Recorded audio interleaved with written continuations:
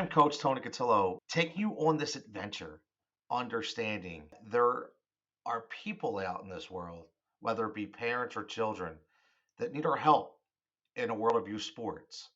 And through stories and through articles and interviews, we are trying to be that platform that allows people the help that they need in a no judgment zone. Let's use our platform for something good. And we want to expose the good and the bad because I have a ton of bad experiences I would love to talk about because when I talk about them, a lot of people tell me, you know what? That happened to me. I thought I was the only one. And come to find out, no, it happened to me as well. So every single week, what we want to do is we want to take a specific topic. And most of these topics, I can tell you right now, have come from the audience. I have a big Facebook audience that I have polled numerous times. What would we like to talk about? I'm a big wrestling fan, so it sounds like a little Cody Rhodes kind of, hey, what do you want to talk about if you're a WWE guy? But I looked at all of these and I picked out most of them that I thought I could relate to first. Meaning, let me tell you a story based on this topic. Again, make sure you like and subscribe to the show. It's going to be everywhere. If you're listening live right here on Podbean, this is my all new experiment here. Okay, I've never used Podbean Live, trying it for the first time.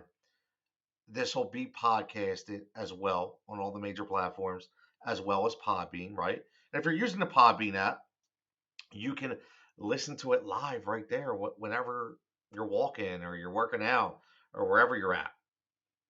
To debut episode one, I need to ask a question. And the question is, what happens when you love the sport that you play, but you're not good enough to play with your friends? This is a huge topic. It's huge. And it's something I personally dealt with. Okay. And I'm going to tell that story in a minute. But, we talk about what sports are made to be in the beginning. Remember, honestly, in the beginning, now I have a ton of experience coaching. I'm talking 20 years. Okay. And I was honestly never about the win. It sounds crazy. Okay. But I wasn't because I knew that if you created the culture and you created the program, the wins would follow. But most importantly, I preached all the time memories and moments. What kind of memories can we get as a youth sports team?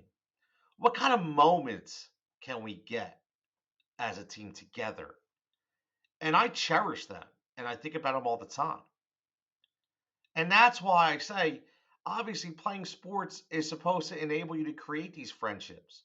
You otherwise may not afford it. And that just not goes for the player, that goes for the parents as well. Because parents consistently create and form a partnership. You hear the word all the time, takes a village. Hear it all the time. And rightfully so. It does. It takes a village. And that's one of the most important things I think that we have to talk about is where did we go wrong as society to where unfortunately that didn't matter anymore. When competition shows out, you could be left out wondering where to go next. And that happened to me, happened to my daughter. And I want to discuss that situation because it most likely probably happened to you as well. So again, what happens when you love the sport that you play, but you're not good enough to play with your friends? When youth athletes don't fit in. I'm going to go back probably about uh, 12 years. I'm going to go about 12 years, and it was my first introduction to competitive softball. I coached with a really good friend of mine, and I coached in Bucks County for Southampton. Our name was the Southampton Blazers. And just so you know, when a lot of these stories, I'm not. These are just 100%. I'm being fully transparent when I name names and whether it's a good story or a bad story. Listen, it happened, so it gives me the right to be able to explain to you who, what, where, and why. Right. So that's what I plan to do. So I played for my daughter. I didn't play, obviously. If I played, there'd be a problem. My daughter played for Southampton Blazers. Now that was her first taste of competitive softball. Moved up into Bucks County in 2009. When I lived in the city of Philadelphia, my daughter played for Calvary, and she played 1 year. Right? It was like, Dad, I want to play softball. She was 8 years old. I said, okay, great. It sounds good to me. She was always in the cheerleading, but she wanted to play softball. So, I love it. My first child, go out, get the glove, get ready, right? Practice, sign her up for, intramural, in house, whatever you want to call it, stuff that probably doesn't exist nowadays. We'll get about that on another show. And just let her feel what softball is all about. Understand, work through her indiscrepancies and work through her challenges as not only a player but as a person. Listen, girls are a different animal. I say that all the time. The emotional roller coaster of a young girl is astronomical. It is. It's up and down, up and down, up and down. They deal with more than we even realize. And I could say that because the best thing is, for me, is luckily I always wanted to be my daughter's best friend. And I said, I want my daughter to be able to tell me everything, whether I like it or not. Because there's only one guy in the world that's ever going to be honest with your daughter, and that's going to be you as a dad, right? You think about it.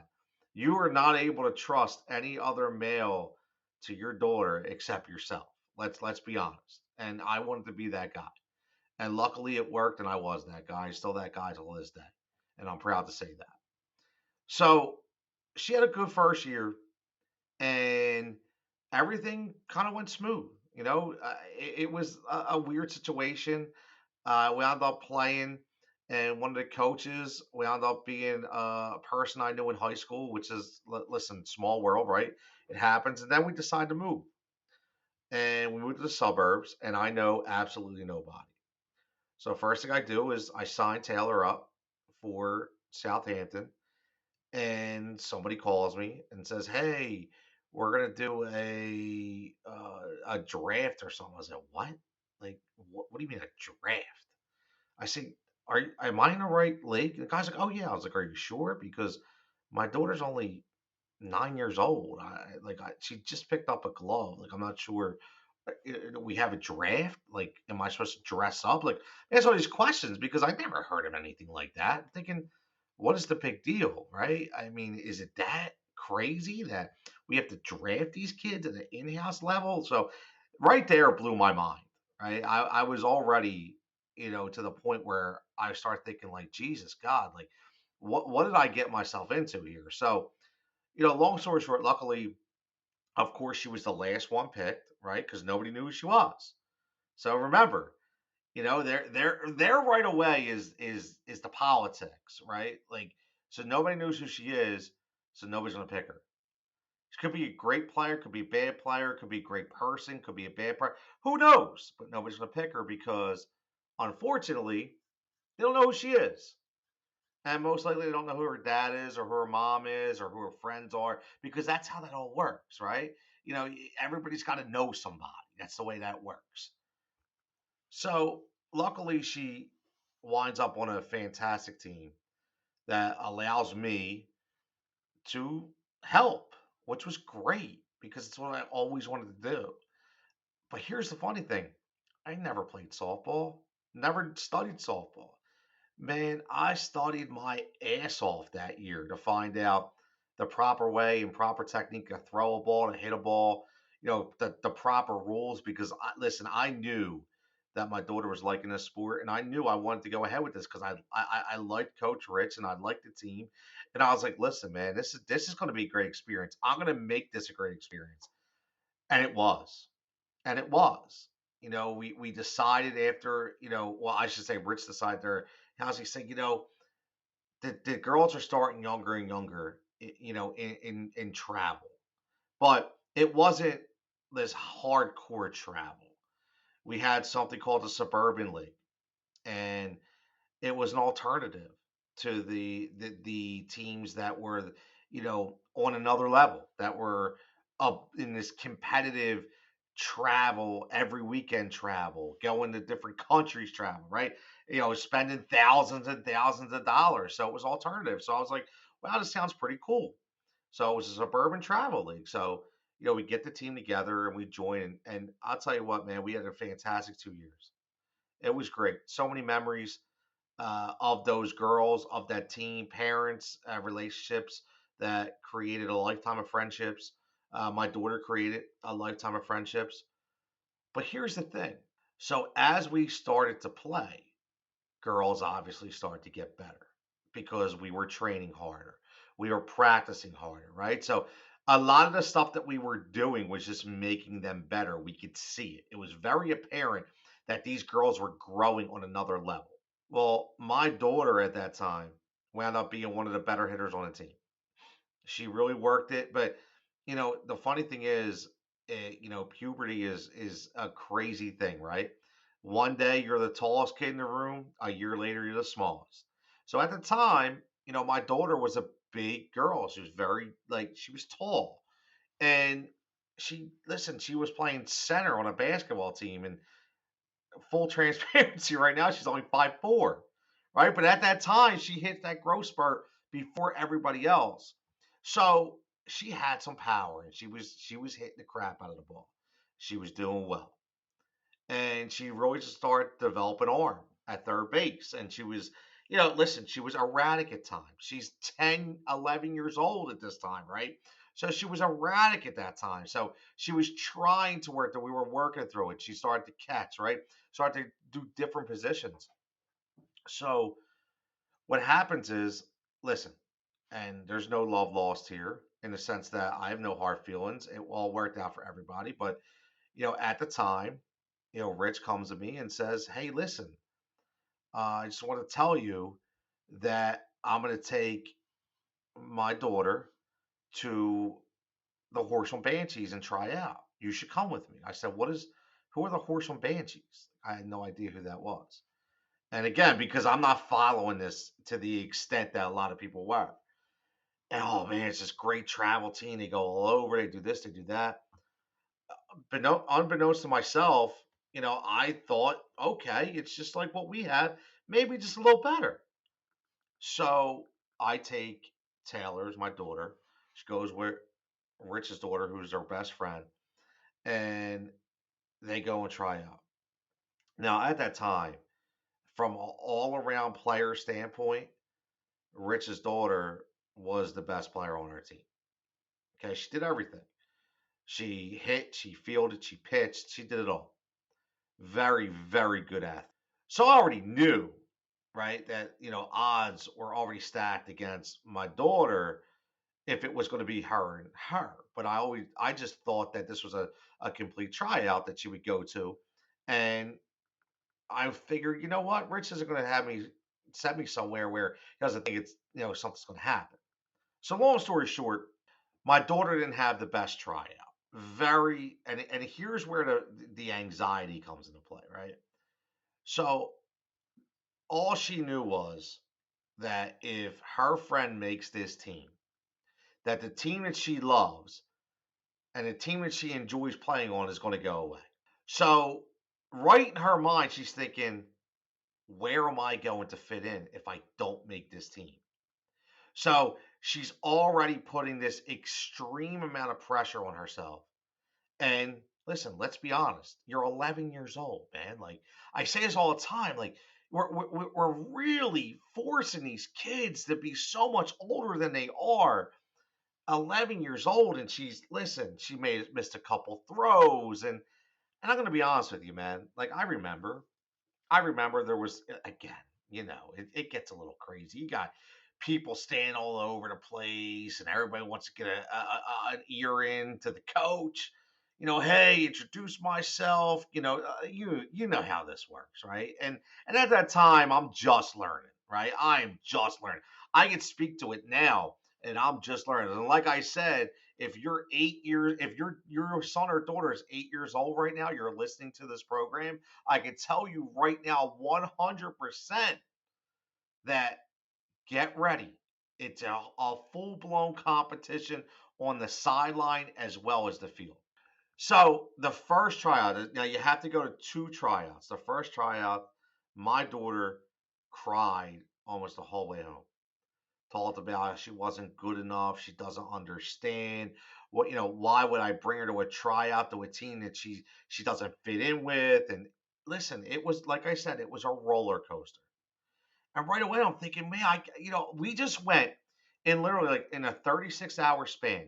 We went from having the time of our lives to not knowing where we fit in. And I say we because it's an experience, right? This is an experience. This is an experience for the parent as well as the player. So we think about where did we fit in? Where are we going to go if this doesn't work? But now my biggest thing is I have to worry about my daughter and the way she feels and the anxiety that she's going through and the stress that she's putting herself through. So here's where I'd say things happen that really suck. Okay. So before she goes to the tryout, the coach calls me and says, "Hey, Tony, I'd like to get a look at Taylor. Do you think she could guest play with us? We have a tournament at home, and maybe she could play, a couple games with us and we can see her live action." So I'm thinking, wow, this is pretty cool, man. I would love to do that. I said to Taylor, she's all pumped, right? She's pumped. She's like, oh man, this is great. Now, again, being a newbie here, I've been in the competitive softball market for about a year, right? And I don't know anything about the Horsham Banshees. I know nothing about these tournaments. I know nothing. All I know is she's going to try to play at a different level and try to catch some eyes, for one of the tryouts. So we get there, and right away, I'm going to be honest with you. I'm looking at the caliber of these teams, and I'm already thinking, wow, this is going to be rough, right? Because you're a parent, right? And I feel like, man, did I already set my daughter up for failure? And I hate to say that, but I did. I felt like that. I mean, come on. If you're listening to this program, you can't tell me you've never felt like that as a parent, right? So that's the first thing I'm thinking. So I'm like, okay, look, the girl's going to get in. They're probably going to give her a bat, play a couple innings, see how she looks. So we get through the first couple innings, and I can already tell I'm sitting on the sideline, and I can tell you right now that the sideline, man, these people are getting nuts. The parents are getting crazy because they're losing, right? So now that I know this is a team that expects to win every single time. This is a team that expects these fantastic plays, and God forbid if another kid messes up. And I'm thinking, God, please don't let that be my daughter. Because not only am I going to lose it, right? But I'm going to lose it because what I'm going to do is I'm going to hear them and I'm going to see her. And I'm going to lose it because I'm going to know what she's feeling and I'm going to hear what they're saying. And then we're going to have a problem. So I'm sitting on the bleachers, and don't you know, a couple girls on base, goes out, ball out to the outfield, goes right to my daughter has made, again, play after play after play. I felt so bad. Felt terrible. Felt terrible. First thing I hear is somebody go, "Who's that girl out there playing? Why is she out there?" Ah, man. And I'm like, man, just walk away. Just walk away. And I'm thinking, man, this sucks. Like, again, my world is just turned upside down. And now a span, we go from 36 hours to probably 48 hours, 72 hours, so to speak, right? So now I feel terrible, right? I feel terrible. So she comes in, and again, coach was cool, Players were okay until she got up to the plate and she struck out.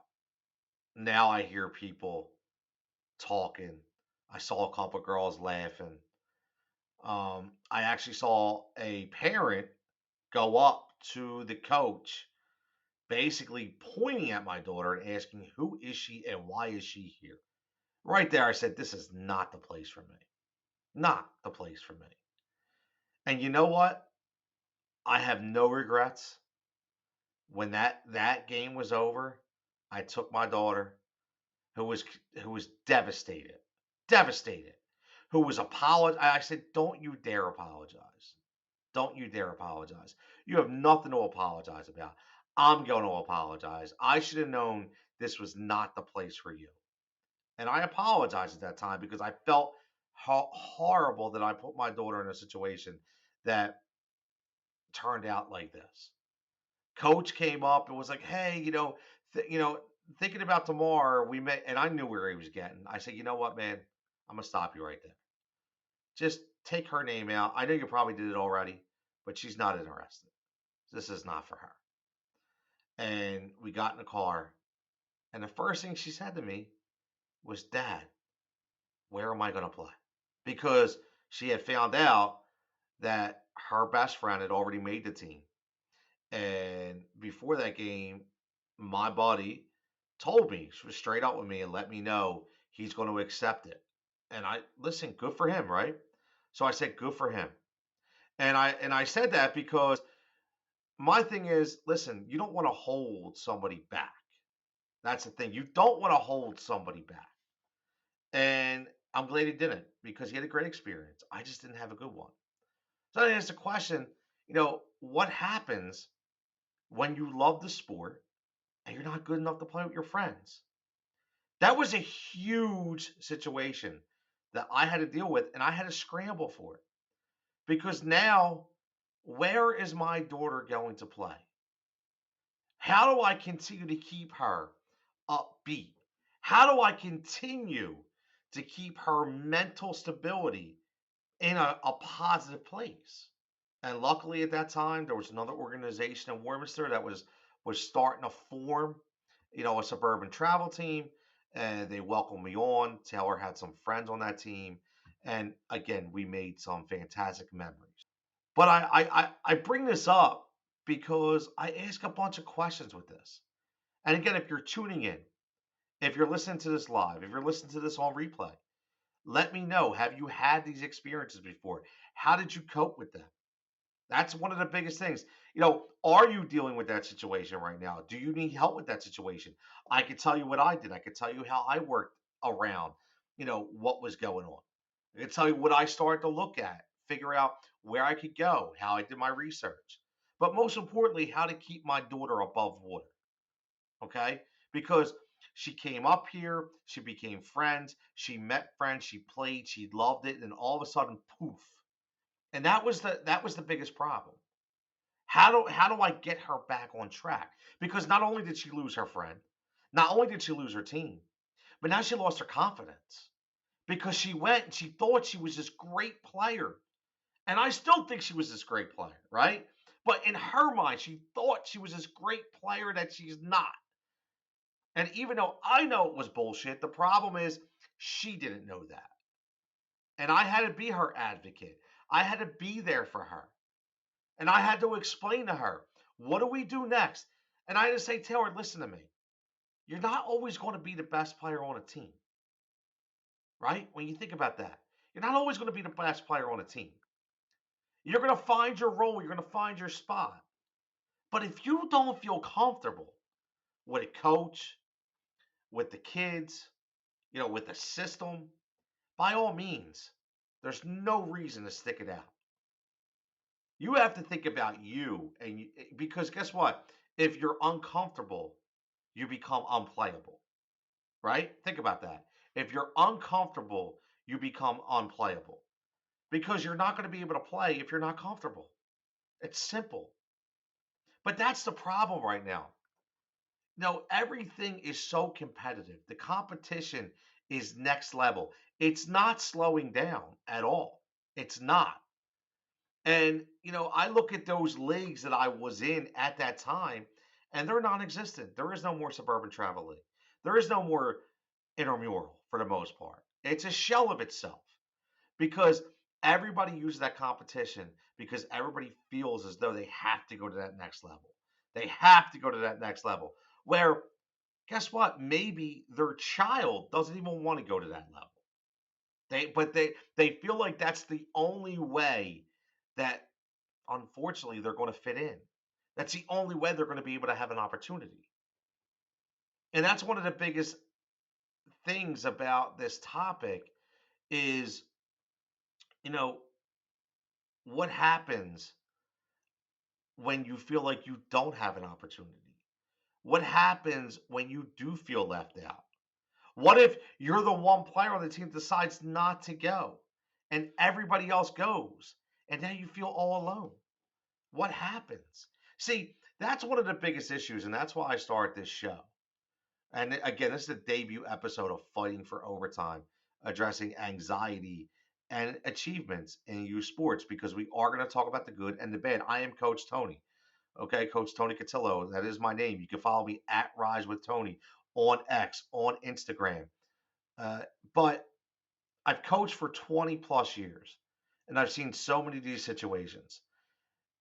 And when I originally wanted to start this movement, I'm going to call it this youth sports program, I basically just wanted to talk about my stories and explain what had happened. But then I realized this whole mental health angle to it because those situations put me into therapy because I took them to heart and I took them so personal that I started to question myself and my abilities because I felt like I failed at times to put my kids through this, even though it wasn't my fault. But I didn't give them the opportunity to cope. I didn't put them in a right situation, I felt at that time. And I think I speak to a lot of you out there because I think a lot of you felt or feel the same way. But like I continue to say, you're not alone. You are not alone in this battle.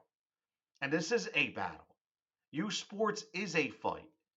And you're going to be in overtime fighting and crawling to get to that next step. But again, think about what happens in this situation. Think about what would you do in this situation? Because I'm telling you right now, no matter what sport you play, if you're a parent and your child, whether it be a girl or a boy, no matter what the sport is, this is a situation you will deal with at one time. And are you ready to deal with it? Are you ready to hit it head on? And that's the most important thing. When athletes don't fit in, on this episode, Fighting for Overtime, addressing anxiety and achievements in youth sports. Everybody make sure you subscribe. Everybody make sure you like. And remember, you are not alone. Any questions? We are here. We are here to help in a no judgment zone as we grow this show together.